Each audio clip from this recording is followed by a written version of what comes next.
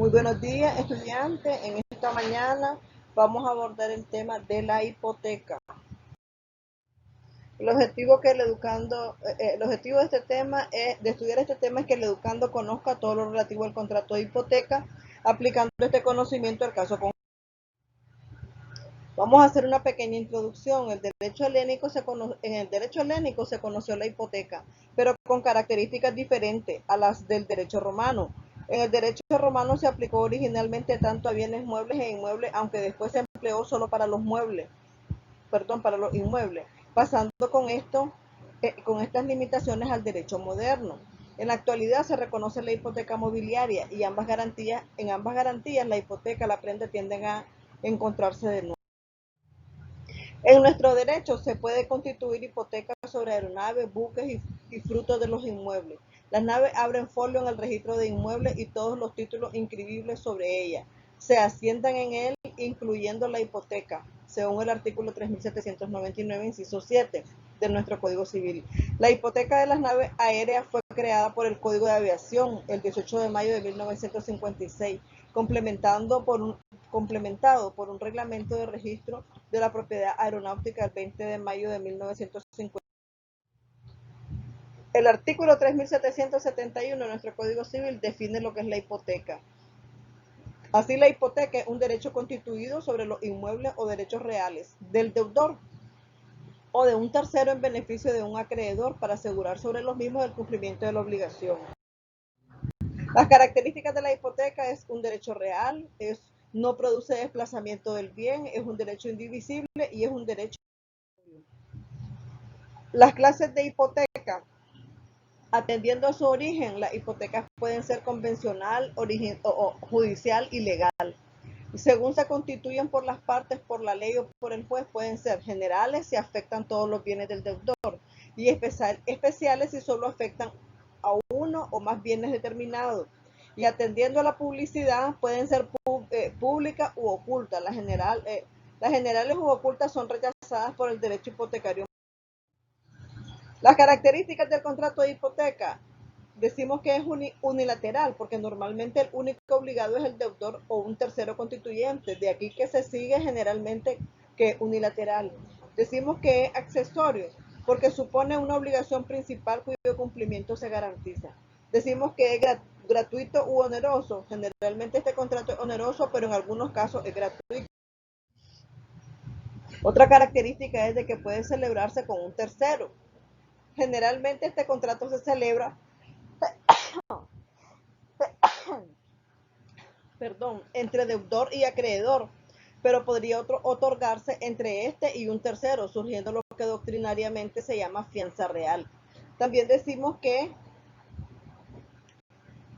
es solemne, porque de acuerdo a la nueva ley 698 de los registros públicos, la hipoteca debe constituirse en escritura pública.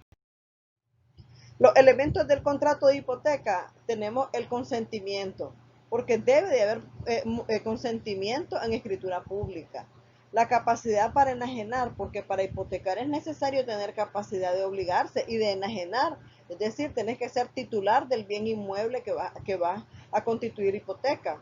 Y el objeto en el artículo 3799 del civil señala ampliamente los bienes que pueden hipotecarse: los inmuebles, derechos reales como el usufructo, la hipoteca, pero no el uso, habitación y servidumbre en forma independiente porque no pueden enajenarse de acuerdo al artículo 1500.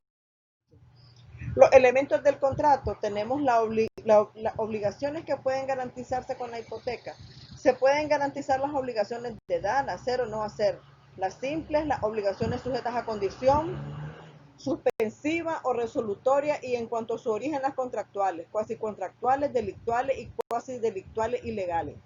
En cuanto a la causa, que es otro elemento del contrato, para determinar la causa es preciso distinguir si el constituyente es el deudor o el tercero. Si la hipoteca la constituye el deudor, su causa será la misma de la obligación principal. Si la hipoteca es otorgada por el tercero, se pueden dar varias situaciones que el tercero se limita a constituir la hipoteca sin expresar causa.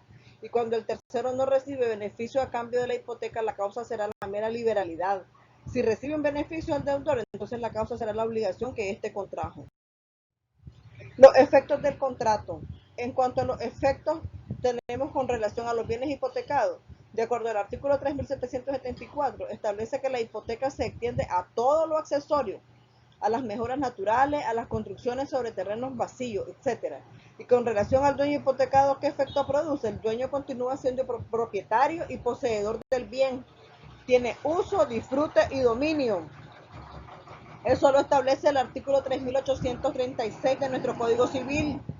Con relación al acreedor, la hipoteca concede al acreedor derecho de venta, persecución y preferencia. ¿Cómo se extingue la hipoteca? La hipoteca, la fianza, la prenda se extinguen por vía directa y por vía consensual, es decir, por consentimiento. Hablemos entonces de la extinción directa o principal. Puede extinguirse la hipoteca por renuncia de la hipoteca, es decir, que se puede renunciar a la hipoteca expresamente y en escritura pública la renuncia tácita no es aceptada. También por pérdida de la cosa. La pérdida de la cosa puede ser parcial o total. Y también por condiciones y plazos. El derecho real de hipoteca puede constituirse en forma condicional desde día cierto o hasta cierto día, de acuerdo al artículo 3764 de nuestro Código Civil. Y por derechos resolubles o condicionales, es decir, extinguido el derecho resoluble, revocable o condicional, también se extingue la hipoteca. También tenemos una extinción directa principal que puede ser por expropiación, es decir, que de acuerdo al artículo 3788 del Código Civil y el 14, 19 y 28 de la Ley de Expropiación, los acreedores hipotecarios intervendrán en el juicio de expropiación para pagarse de acuerdo a su preferencia. También tenemos que la extinción de la hipoteca puede ser una hipoteca de parte indivisa.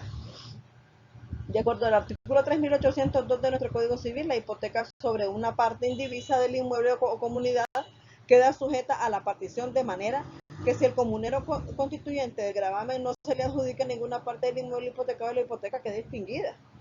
Purga de las hipotecas también es otra forma de extinguir la hipoteca. Es decir, el legislador tiene interés en cancelar la hipoteca cuando se produce la venta del inmueble en pública subasta, ordenada por el juez y con citación de los acreedores hipotecarios. Muchas gracias, jóvenes. Hemos dado por terminado este tema sobre la hipoteca. Muy buenos días.